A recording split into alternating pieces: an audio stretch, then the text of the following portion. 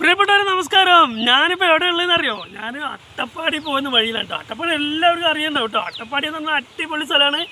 അപ്പോൾ നമ്മൾ അട്ടപ്പാടിക്ക് പോകുന്ന വഴിയിൽ ആനമൂളി പറഞ്ഞ സ്ഥലത്താണ് നിൽക്കുന്നത് കേട്ടോ. അപ്പോൾ ആനമൂളി കഴിഞ്ഞാൽ ആനമൂളി ബസ് സ്റ്റോപ്പ് കഴിഞ്ഞാൽ ഒരു ചെക്ക് പോസ്റ്റ് ഉണ്ട്. അത് ചെക്ക് പോസ്റ്റ് അവിടെ ആയിട്ടാണ് നമുക്ക് കാണാൻ പറ്റും. അവിടെ ചെക്ക് പോസ്റ്റ് കഴിഞ്ഞിട്ടുള്ള വഴിയിലാണ് ഞാൻ നിൽക്കുന്നത് കേട്ടോ. ഞങ്ങൾ വെറുതെ ഓണത്തിനൊന്ന് ജസ്റ്റ് ഇങ്ങനെ എവിടെയെങ്കിലും ഒന്ന് കറങ്ങണമല്ലോ എന്നുള്ള രീതിയിൽ ഇങ്ങനെ വന്നതാണ് അട്ടപ്പാടിക്ക്. അപ്പോൾ നമുക്ക് അട്ടപ്പാടിയിലെ കാഴ്ചകൾ കാണാമെന്ന് വിചാരിക്കുന്നു. വീഡിയോ എടുക്കാൻ പറ്റുന്നറിയില്ല. എന്നിരുന്നാലും ആ ഒരു എൻട്രൻസിൽ നിങ്ങൾക്ക് വേണ്ടി ഞാനൊരു വീഡിയോ ഞാൻ എടുത്തത് മാത്രമേ കേട്ടോ. നമുക്ക് ഈ വ്യൂ എല്ലാം ഒന്ന് ജസ്റ്റ് കാണിച്ചു കൊടുത്തേ. അടിപൊളി സ്ഥലമാണ് അട്ടപ്പാടി എന്ന് പറഞ്ഞാൽ എല്ലാവരും വന്ന് കാണേണ്ട സ്ഥലമാണ്. കാരണം നമ്മൾ വരുന്ന വഴിയിലൊക്കെ നല്ല കൊടും വെയിലായിരുന്നു. പക്ഷേ ഈ ആനമൂളി എത്തുമ്പോൾ ഈ ഇവിടുന്ന് അങ്ങോട്ട് സ്റ്റാർട്ട് ചെയ്യുമ്പോൾ തന്നെ നമുക്ക് നല്ല തണുപ്പ് അനുഭവം കേട്ടോ. നല്ല അടിപൊളി ഏരിയയാണ്. നല്ല അടിപൊളി ഏരിയയാണ്. Super super super. വണ്ടികളൊക്കെ ഇങ്ങനെ വന്നുകൊണ്ടിരിക്കുന്നുണ്ട്. ഒരുപാട് വണ്ടികൾ ഇങ്ങനെ വന്നുകൊണ്ടിരിക്കുന്നുണ്ട്. ഒരുപാട് സഞ്ചാരികൾ അട്ടപ്പാടി സന്ദർശിച്ച് മടങ്ങിക്കൊണ്ടിരിക്കുന്നത്. അട്ടപ്പാടി കൂടെ നമുക്ക് ആനക്കട്ടി, അതായത് കോയമ്പത്തൂരിലേക്ക് പോട്ടോ. ആനക്കട്ടി വഴി കോയമ്പത്തൂരിലേക്ക് ഏകദേശം ഒരു 47-48 കിലോമീറ്റർ ഉണ്ടെന്ന് എനിക്ക് തോന്നുന്നത്.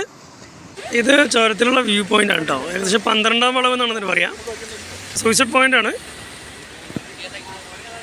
ഒരുപാട് വണ്ടികളും അതുപോലെ ഒരുപാട് ആൾക്കാർ പോയിട്ടുള്ളൊരു സ്ഥലമാണ് കേട്ടോ. കുറേ വർഷങ്ങൾക്ക് മുമ്പ് ഇതൊക്കെ ഇപ്പോൾ കെട്ടിയിട്ടുള്ളതാണ് ഈ സൈഡിലുള്ളതൊക്കെ. ഇവിടെ കുറച്ച് വീതി കൂട്ടിയിട്ടുണ്ട് ഇപ്പോൾ കേട്ടോ. നേരത്തെയൊക്കെ തീരെ വീതി ഉണ്ടായിരുന്നില്ല. ബസ്സുകളൊക്കെ വന്ന് തിരിഞ്ഞു പോകാൻ ഭയങ്കര ബുദ്ധിമുട്ടായിരുന്നു. ഇപ്പോൾ ഒരുപാട് ആളുകൾ ഈ സ്ഥലത്തിൽ നിർത്തിയിട്ട് ഇവിടെ സന്ദർശിക്കുന്നുണ്ട് കേട്ടോ. മഴയൊക്കെയുള്ള സമയത്ത് വന്നു കഴിഞ്ഞാൽ ഇവിടെ നല്ല കോട നിറഞ്ഞിരിക്കുന്ന സ്ഥലമാണ്. നമുക്ക് ഇവിടുന്ന് വെള്ളച്ചാട്ടത്തിന് സൗണ്ടൊക്കെ കേൾക്കാം. നിങ്ങൾക്ക് കേൾക്കുന്നുണ്ടെന്ന് അറിയില്ല, പക്ഷേ എനിക്ക് നന്നായിട്ട് കേൾക്കുന്നുണ്ട്.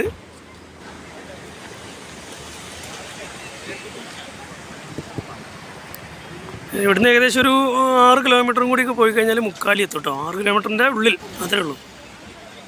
ഇവിടെ നമുക്കൊരു ഐസ്ക്രീമിൻ്റെ വണ്ടിയൊക്കെ കാണാൻ പറ്റും. ഒരുപാട് ആളുകൾ ഇവിടെ വണ്ടി നിർത്തിയിട്ട് ഈ സ്ഥലം കാണാൻ എത്തുന്നുണ്ട് കേട്ടോ. നമുക്ക് നോക്കി കാണാം. ആ ഭാഗത്തൂടെ വണ്ടികൾ വന്നുകൊണ്ടിരിക്കുന്നുണ്ട്.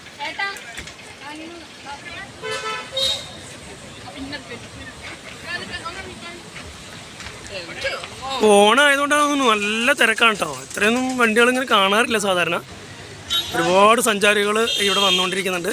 അതുപോലെ തന്നെ ഈ വഴിക്ക് നേരെ പോയി കഴിഞ്ഞാൽ നമുക്ക് ആനക്കട്ടി വഴി മറ്റേ കോയമ്പത്തൂർ എത്താമെന്ന് പറഞ്ഞല്ലോ. അപ്പോൾ അതിൻ്റെയൊക്കെ ആ രീതിയിലാണ് ആളുകൾ വന്നുകൊണ്ടിരിക്കുന്നത് കേട്ടോ. ഇതൊരു നമ്മുടെ KSRTC വന്നുകൊണ്ടിരിക്കുന്നുണ്ട്. KSRTC പണ്ട് ഇവിടുന്ന് തിരിക്കാൻ ഭയങ്കര ബുദ്ധിമുട്ടായിരുന്നല്ലോ. ഇപ്പോൾ ഈസി ആയിട്ട് തിരിഞ്ഞു പോകുന്നതെന്ന് തോന്നുന്നത്. എന്തായാലും നമുക്ക് നോക്കാം എങ്ങനെയാണ് KSRTC തിരിഞ്ഞു പോകുന്നത് കേട്ടോ. ഇപ്പൊക്കെ പെട്ടെന്ന് ഒടിഞ്ഞങ്ങനെ തിരിഞ്ഞു പോകുന്നുണ്ട്. പണ്ടൊന്നും ഇങ്ങനെ തിരിക്കാൻ പറ്റില്ലായിരുന്നു. ഇങ്ങനെ വന്നിട്ട് ബാക്ക് അടിച്ച് ഇപ്പോഴും ബാക്ക് അടിച്ചിട്ടുണ്ട് കേട്ടോ. വണ്ടികളൊക്കെ ഇങ്ങനെ ഇവിടെ കിടക്കുന്നത് കാരണേ അവർക്ക് തിരിഞ്ഞു പോകാൻ കുറച്ച് ബുദ്ധിമുട്ടുണ്ട് തോന്നുന്നു. എന്തായാലും KSRTC ആയതുകൊണ്ട് എങ്ങനെ വേണമെങ്കിലും പോകും, അതുകൊണ്ട് കുഴപ്പമില്ല.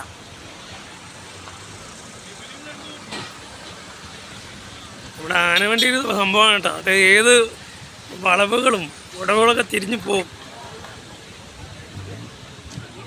അപ്പോൾ നമുക്ക് ഈ വ്യൂ പോയിൻ്റിൽ നിന്ന് അടുത്ത സ്ഥലത്താണ്. നമ്മുടെ ആനക്കട്ടി പോകുന്ന റോഡാണെന്ന് പറഞ്ഞല്ലോ. അപ്പോൾ നമ്മൾ അടുത്ത് പോകുന്ന ചെക്ക് പോസ്റ്റാണ്. ആ ചെക്ക് പോസ്റ്റിൻ്റെ പേരെന്ന് പറഞ്ഞാൽ മുക്കാലി എന്നാണ്. അപ്പോൾ മുക്കാലി എത്തിയിട്ട് നമുക്ക് അടുത്ത വീഡിയോ കാണാം കേട്ടോ. നമ്മളിപ്പോൾ എത്തിയിട്ടുള്ളത് മന്ദംപൊട്ടി പറഞ്ഞ സ്ഥലത്താണ് കേട്ടോ. ഏകദേശം മുക്കാലിയുടെ അടുത്ത് എത്താറായി. അപ്പോൾ അവിടെ നമുക്കൊരു 2-3 ബോർഡുകൾ കണ്ടു. ഇപ്പോൾ ഈ സൈലൻറ്റ് വാലിക്ക് ഇവിടുന്ന് 25 കിലോമീറ്ററാണ്. അപ്പോൾ ആ സൈലൻറ്റ് വാലിക്ക് പോകണമെങ്കിൽ ബുക്കിംഗ് നമ്പറൊക്കെ കൊടുത്തിട്ടുണ്ട്. 8 മണി മുതൽ 1 മണി വരെയാണ് സൈലൻറ്റ് വാലിക്കുള്ള എൻട്രി. അപ്പോൾ അതിനുള്ള താഴത്തൊരു നമ്പർ കൊടുക്കുന്നുണ്ട്. അപ്പോൾ ആ നമ്പറിൽ നിങ്ങൾ വിളിക്കുകയാണെങ്കിൽ ഉണ്ടല്ലേ കുറച്ചുകൂടി സൂം ചെയ്ത് കാണിക്കുന്നുണ്ട്. നമുക്ക് സൈലൻറ്റ് വാലിക്ക് പോകാനുള്ള നമ്പറും കാര്യങ്ങളൊക്കെ ഉണ്ട്. അതുപോലെ തന്നെ കാട്ടുപോകത്തൊക്കെ ഉള്ള ഒരു ഏരിയയാണ് കേട്ടോ സൈലൻറ്റ് വാലി എന്ന് പറയുന്നത്. അപ്പോൾ എന്തായാലും സൈലൻറ്റ് വാലിക്ക് പോകുന്ന ആളുകൾ ഈ നമ്പറേക്ക് വിളിച്ചു കഴിഞ്ഞാൽ നമുക്ക് സൈലൻറ്റ് വാലിക്ക് പോകാനുള്ള സൗകര്യങ്ങൾ അവർ ചെയ്തു തരും.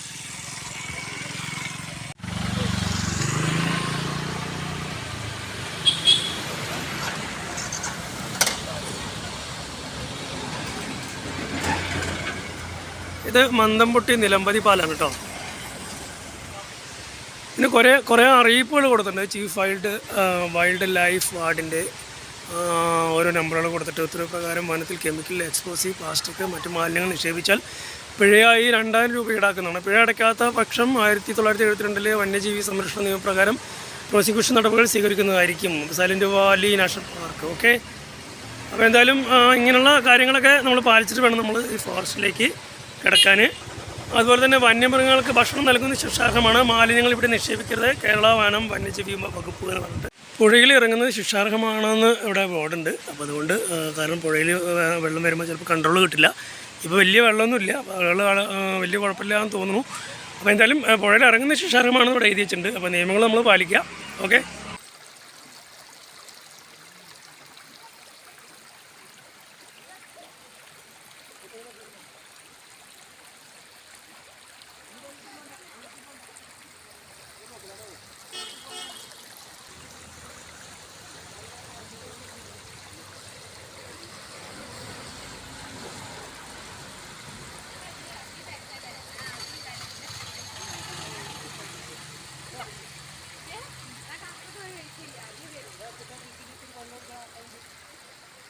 മുക്കാലി എത്തിയിട്ടുണ്ട് കേട്ടോ. മുക്കാലി ജംഗ്ഷനാണ് ഈ കാണുന്നത്.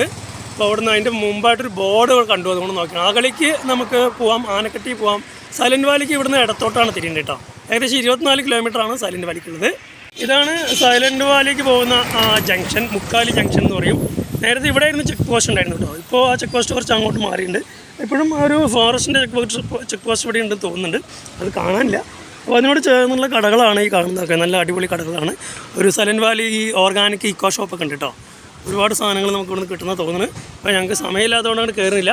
അപ്പോൾ ഇവിടുന്ന് ഒരു ഏകദേശം ഒരു 24 കിലോമീറ്റർ ഉള്ളിലേക്ക് പോയി കഴിഞ്ഞാലാണ് സൈലൻറ്റ് വാലി നാഷണൽ പാർക്ക്. അപ്പോൾ അതിനോട് ചേർന്ന് തന്നെ ഇവിടുന്ന് ഒരു 100 മീറ്റർ പോയി കഴിഞ്ഞാൽ ഫോറസ്റ്റ് ഓഫീസൊക്കെ ഉണ്ട്. അപ്പോൾ അവിടെയൊക്കെ പോയിട്ട് സംസാരിച്ചിട്ട് വേണം സൈലൻറ്റ് വാലിക്ക് പോകാൻ.